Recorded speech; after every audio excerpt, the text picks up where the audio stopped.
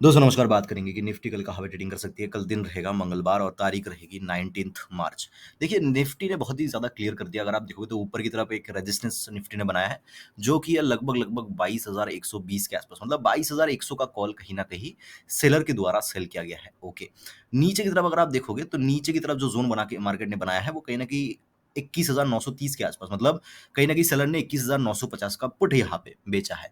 तो चांसेस अभी क्या लगते हैं? देखिए, जो हमारा रूल है ना, उस हिसाब से क्या होता है कि हम इस प्रीमियम को देखिए कौन-सा एक 22,100 का कॉल और 21,950 का कॉल। तो 22,100 के कॉल को देखूँ तो अगर आज भी अगर आप देखोगे तो रूल जो है अभी तक इंटैक्ट है। रूल क्या था कि जो हमें रेजिस्टेंस दिख रहा है इसके ऊपर, है ना? ये कहीं न कहीं अगर आप देखोगे तो 140 के आसपास ये रेजिस्टेंस था प्रीवियस डे। सो इसके ऊपर हम 20 पॉइंट ले लेंगे, राइट? 20 पॉइंट लोगे तो 160। अगर आप देखो बिल्कुल उसी पॉइंट के आसपास मार्केट आई है आज।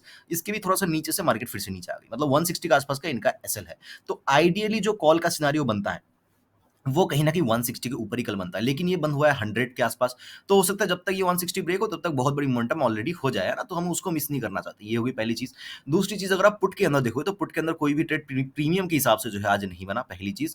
दूसरी चीज़, अगर आप देखोगे तो जो जो पुट है वो कहीं कहीं न कहीं बहुत नीचे चल रहा है। और पुट के अंदर कब हम एंट्री ले सकते हैं? देखिए, पुट के अंदर हम एंट्री कब ले सकते हैं? पुट के अंदर एंट्री जो है हम कहीं न कहीं 84 है ना, ये जो पुट है ये कहीं न कहीं 84 रुपीज़ के आसपास जो है इसका जो है एक रेजिस्टेंस मुझे दिख रहा है। तो इसके साथ अगर मैं 20 पॉइंट्स ऐड करूँ तो ये कहीं न कहीं 100 के ऊपर है ना, 100 के ऊपर हम जो है इस पुट के अंदर एंट्री ले सकते हैं। तो इसके ऊपर जो है 140-150 तक ये आराम से फिर से कल जा सकता है। तो ये एक पॉसिबिलिटी नज़र आ रही है। तो पी के अंदर जो रेजिस्टेंस दिख रहा है वो इस पी के अंदर बेसिकली ये पुट लेना है या फिर कोई भी पुट लेना है, ये कोई रिकमेंडेशन नहीं है, मैं बस बता रहा हूँ फॉर एजुकेशनल पर्पस कि ये जो है 100 के आसपास जो है इसका रेजिस्टेंस है। ओके, कॉल के अंदर सीन क्या है? कॉल के अंदर रेजिस्टेंस कहाँ पे? कॉल के अंदर रेजिस्टेंस 160 के आसपास अभी भी पेंडिंग है।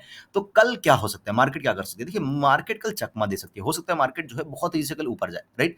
बहुत तेज़ी से कल ऊपर जाए और ऊपर आने के बाद जो है जब तक ये कॉल जो है 160 170 के आसपास ना आए तब तक ये ऊपर जाए, है ना? फिर वो जो है वहाँ से नीचे आ जाए। या फिर हो सकता है कल जो है इसका ब्रेकआउट और कंटीन्यूअसली मार्केट ऊपर चलती जाए और चलती जाए, ये भी हो सकता है। इवन नीचे की तरफ भी सेम है, मार्केट इसको ब्रेक करने के बाद थोड़ा बहुत मोमेंटम देने के बाद अंदर आ सकती है। मार्केट जो है इसके नीचे कंटीन्यूअसली ट्रेडिंग जो है नीचे की तरफ ऐसे चल सकती है। दोनों ही चांसेस कल दिख रहे हैं। तो हमें क्या करना है? देखिए, बहुत ही सिंपल है। मार्केट अगर इस रेंज को ब्रेकआउट करता है, प्रीमियम बाद में, है ना? प्रीमियम के ऊपर हम बाद में देखेंगे। लेकिन अगर कल मार्केट इस रेंज को ब्रेक करती है, हम एक बार के लिए कॉल या नीचे की तरफ ब्रेक करती है, तो एक बार के लिए पुट के बारे में सोचेंगे। देखिए, ध्यान से समझिएगा, मार्केट अगर फ्लैट खुलने के बाद इसको ब्रेक करती है, हम एक बार के लिए कॉल सोचेंगे। मार्केट अगर गैप डाउन खुलने के बाद इस रेंज को ब्रेक करती है नीचे की तरफ, हम एक बार के लिए पुट के बारे में सोचेंगे।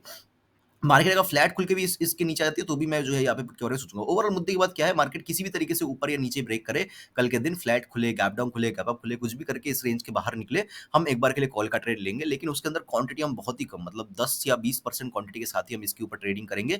और कहाँ तक ट्रेडिंग करेंगे? हम कहीं ना कहीं जो ये अगर हम कॉल ले रहे हैं, है ना, तो कहीं ना कहीं 150 160 के आसपास जैसे ही ये प्रीमियम आएगा, हम अपने पोजीशंस को बुक कर लेंगे, है ना? हम कोई भी सी ले, चाहे 200 रुपए वाला ले, चाहे 10 रुपए वाला ले, चाहे 20 रुपए वाला ले, हम इस प्रीमियम को नोटिस करेंगे और इसके अंदर जैसे ही प्राइस 150 160 के आसपास आएगा तब हम इसको बुक कर लेंगे। और उसके बाद देखेंगे क्या ये 160 के ऊपर फिर से निकल रहा है क्या? अगर 160 के ऊपर निकल रहा है तो हम यहाँ पे 10 से 15 पॉइंट कैसे लगा के फिर से यहाँ पे री एंट्री कर सकते हैं। यहाँ पे बहुत बड़ी तेजी हमें देखने को मिल सकती है। ये एक फर्स्ट स्ट्रेटेजी हो गई। पुट के अंदर भी सेम है, अगर 900 रुपीज के ऊपर निकलता है तो हम डेफिनेटली पी की तरफ इंटरेस्टेड रहेंगे। जब ये 100 रुपीज के ऊपर निकलेगा तब तक जो है क्या होगा? तब तक अगर आप देखोगे तब तक ये जो पुट है ना, ये कहीं ना कहीं इसको ब्रेक कर चुका होगा, ये जो स्पॉट है। तो क्या करेंगे हम? इसके डेफिनेटली 100 रुपीज के ऊपर जो है हम यहाँ पे पी का ट्रेड लेंगे। डेफिनेटली आपको टारगेट दिख रहा होगा, कहीं ना कहीं यहाँ तक का टारगेट मिल सकता है। यहाँ पे आने के बाद मार्केट को देखना पड़ेगा, हो सकता है इसके थोड़ा सा ऊपर भी आ जाए, क्योंकि अगर आप देखो यहाँ 160 का हाई था, आज जो है 150 के आसपास का हाई है, तो ये 170 180 तक जा सकता है। मतलब यहाँ से बड़ी जो है एक मोमेंटम जो है पेंडिंग है, हो सकता है 2 से 3 कैंडल के अंदर। देखो, मार्केट ना मौका नहीं देना चाहती। कल अगर मार्केट को नीचे गिरना भी होगा ना, एक तो मार्केट पहली तो चीज तो कोशिश यही करेगी कि गैप डाउन या फ्लैट खुले और मार्केट बहुत बड़ी कैंडल बना के जो है इस तरीके से नीचे गिरेगी। होता क्या आपको, अगर आपने जनवरी सीरीज का वीडियो देखा होगा तो मैंने आपको एक कहावत जो है बोली थी कि विनिंग ट्रेड वही होता है जो आपको दर्द देता है, राइट? विनिंग ट्रेड वही होता है जो आपको दर्द देता है। तो सिंपल सा मतलब ये है कि जो जो पुट जो है 70 रुपए के आसपास चल रहा होगा, वो कल सपोज कर लो खुल गई 60 रुपीज के आसपास। आप कहाँ पे ट्रेड ले रहे हो? आप ट्रेड ले रहे हो कहीं ना कहीं इसके नीचे। और जब तक इसके नीचे जाएगा तब तक ये पुट जो है कहीं ना कहीं यहाँ पे 120 रुपीज के आसपास आ जाएगा। तो आपके दिमाग में एक ही ख्याल आएगा, अरे ये पुट तो सुबह के टाइम में 60 रुपीज के आसपास था, 50 रुपीज के आसपास था, मैंने सुबह के टाइम में नहीं लिया, तो मैं यहाँ पे कैसे जो है यहाँ पे इसको 120 के आसपास ले लूँ?